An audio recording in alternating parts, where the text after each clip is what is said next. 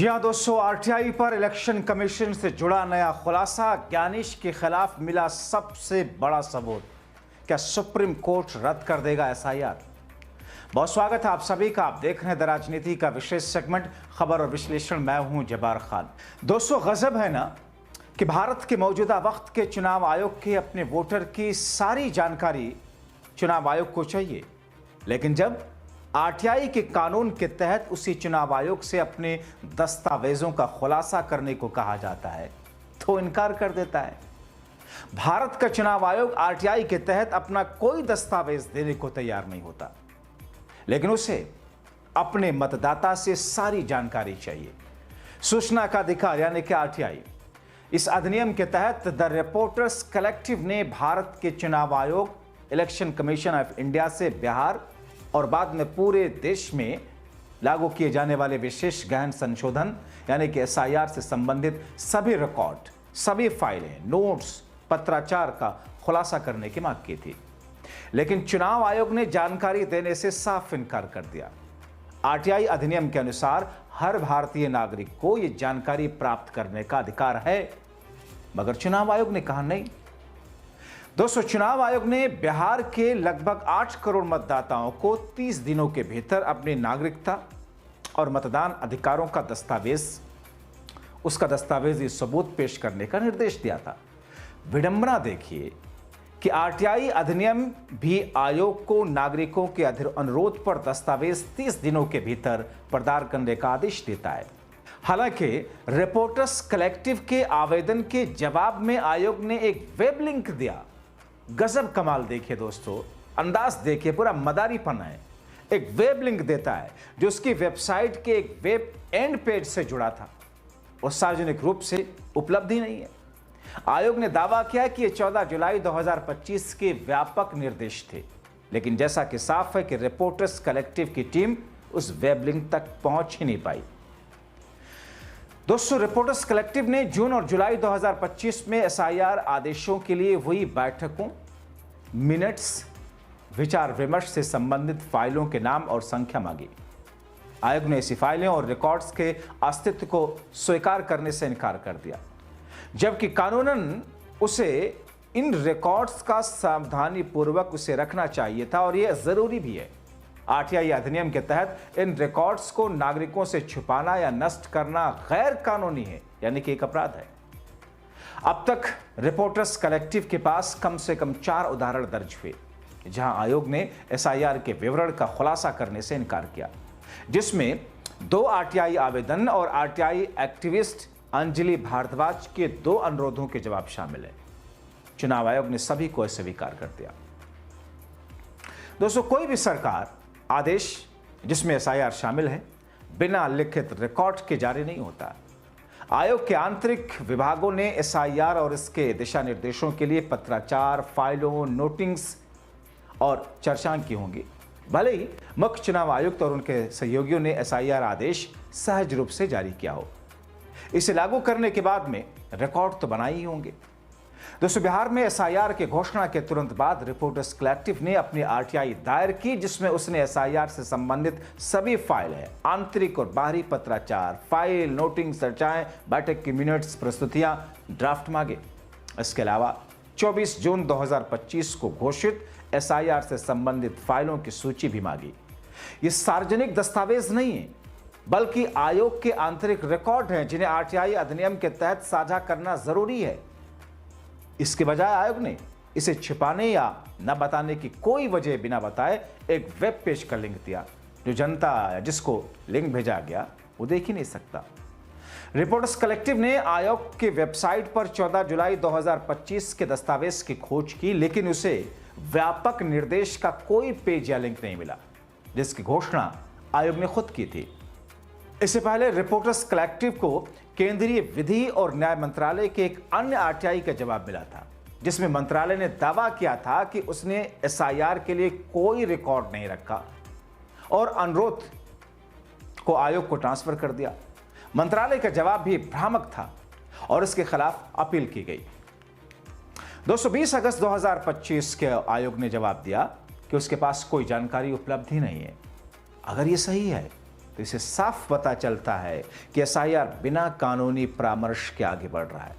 भले ही इसकी घोषणा के बाद महत्वपूर्ण राजनीतिक चुनौतियां सामने आई। दोस्तों, आरटीआई कार्यकर्ता अंजलि भारद्वाज ने भी आयोग के रिकॉर्ड को मांगा, जिसमें सारी फाइलें शामिल थी। इसमें यह भी पूछा गया था कि क्या चुनाव आयोग ने एसआईआर करने से पहले किसी तरह की कोई स्टडी या रिसर्च कराई थी। आयोग ने उन्हें 24 जून 2025 की घोषणा का हवाला देते हुए कहा कि यह स्वयं स्पष्ट है और कोई जानकारी मौजूद नहीं। यह जवाब बताता है कि आयोग ने एसआईआर के लिए कोई स्वतंत्र अध्ययन किया ही नहीं और वो अपनी आंतरिक निर्णय प्रक्रिया का खुलासा करने को तैयार नहीं। अंजलि भारद्वाज ने 2003 के एसआईआर आदेश की भी मांग की थी, जो पिछली बार ऐसा संशोधन हुआ था, लेकिन आयोग ने इससे भी प्रदान करने से इनकार कर दिया।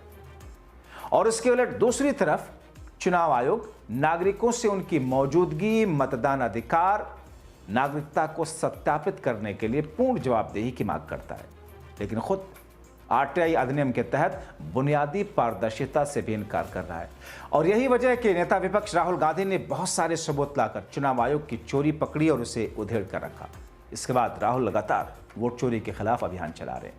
अब जरा इसको सोचिए और देखिए कि देश के अंदर कोई भी ऐसी स्थिति, कोई भी ऐसी चीज, कोई भी सरकारी विभाग से जुड़ी हुई जानकारी किसी भी तरह की, वो आप हासिल कर सकते हैं आरटीआई के माध्यम से। मगर आरटीआई को कमजोर करने के लिए इस मोदी सरकार में कई सारे कदम उठाए गए, वो तो अलग बात है। लेकिन इस मामले में कि चुनाव आयोग ने जो फैसला लिया, चुनाव आयोग ने जिस तरीके से इस पर कदम उठाया एसआईआर कराने की, उससे पहले उसने क्या तैयारी की? क्या कोई मीटिंग की थी? क्योंकि चुनाव आयोग ने ही इसी साल 2025 में फरवरी महीने में उस लिस्ट को अपडेट किया था, जिस अपनी ही लिस्ट पर दोबारा से एसआईआर करवा रहा है चुनाव आयोग। तो जाहिर तौर पर उसमें आपत्तियां आई होंगी, उसमें गड़बड़ियां मिली होंगी, उसमें जांच की गई होगी, उसके लिए मीटिंग बैठी होगी, उसमें सभी चुनाव आयुक्तों के साथ में मुख्य चुनाव आयुक्त बैठे होंगे।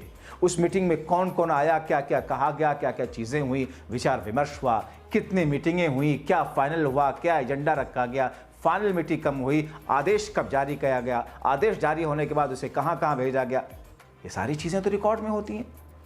आप किसी भी संस्था, कोई भी संस्था हो, जो भी मीटिंग्स होती हैं आधिकारिक तौर पर, आप देखें बोर्ड रूम में या कहीं भी मीटिंग में जो भी लोग, यहां तक कि आपका कोई एनजीओ है, फाउंडेशन, उसमें भी कि जब मीटिंग बुलाई जाती है उसमें जो लोग आते हैं वो लोग अपनी एक तरीके से अटेंडेंस लगाते हैं कि हाँ हम आए।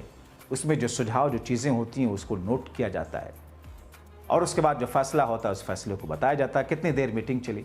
लेकिन चुनाव आयोग ने जो फैसला लेकर के थोप दिया, जिसमें मांग लिया कि लाइए जनता दीजिए, भारतीय जनता पार्टी के प्रवक्ता किस कदर पागल हो उठे हैं कि वो कह रहे हैं कि साहब बीते 70 वर्षों से किस तौर पर बांग्लादेशी घुसपैठिए घुसे हुए थे। 70-75 वर्षों से बांग्लादेशी घुसपैठिए घुसे हुए थे बिहार के अंदर, इसलिए एसआईआर है। अब बीजेपी प्रवक्ता को कौन बताया कि 1971 में तो बांग्लादेश बना ही है। बांग्लादेश तो 1971 में बना ही है और 70-72 वर्षों से बिहार में बांग्लादेशी आकर के घुसे हुए थे। कौन समझाए? चुनाव आयोग ने एक भी ऐसी जानकारी अब तक साझा नहीं की कि इसमें घुसपैठी इतने थे जितना हमने हटाया। मृत लोगों के बारे में बताया कि मरे हुए जो लोग थे उनके नाम हमने काटे हैं, जो लोग दूसरी जगह चले गए उनके नाम काटे हैं, जिन लोगों का नाम दो जगह उनके नाम काटे हैं। ये जगह भी ये नहीं कहा कि हमने इतने घुसपैठियों के नाम काटे हैं। और इसी घुसपैठियों के मुद्दे को लेकर के बीजेपी पूरा तनतनाती है, दमदमाती है। तो ऐसी स्थिति में दोस्तों, जब जनता से आपने सब कुछ मांग लिया, और कितना हास्यास्पद था, तो सुप्रीम कोर्ट का डंडा और हंटर चला, तब जाकर के इन्होंने आधार कार्ड को शामिल किया। सोचिए, आपको जन्म प्रमाण पत्र, मृत्यु प्रमाण पत्र, विरासत प्रमाण पत्र, आपको आय प्रमाण पत्र, कोई भी दस्तावेज आपको बनवाना है, राशन कार्ड किससे बनता है, या वोटर आईडी कार्ड किससे बनता था? आधार कार्ड आपको लगाना ही लगाना होता है। हम कहते हैं कि वो आधार कार्ड नागरिकता का सबूत नहीं, लेकिन उसी बेस पे बनता था। आधार कार्ड को छोड़कर बाकी सब चीजें मांग रहे थे। सुप्रीम कोर्ट ने डंडा चलाया, हंटर चलाया कि साहब नहीं, इसे शामिल करना ही होगा। पहले सुझाव दिया, नहीं माने, फिर कहा नहीं शामिल करो, शामिल करना पड़ा मजबूरन आकर के। तो ऐसी स्थिति में दोस्तों आप सब कुछ इतने सारे दस्तावेज मांग रहे थे, लेकिन जब आपसे दस्तावेज एक मांगे गए आपने नकार दिया। आप देने में सक्षम ही नहीं है। यह सब दर्शाता है कि रातों रात कैसे घबरा करके किस अंदाज में एसआईआर करने के लिए एक फैसला सत्ता पक्ष की तरफ से आया, अगले दिन से लागू कर दिया गया।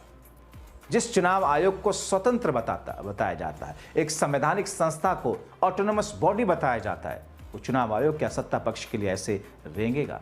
और अब आरटीआई के जवाब में कोई जवाब नहीं दे रहा। आप क्या सोचते हैं? अपनी राय कमेंट बॉक्स में प्लीज जरूर लिखें। अंत तक वीडियो देखने के लिए बहुत शुक्रिया।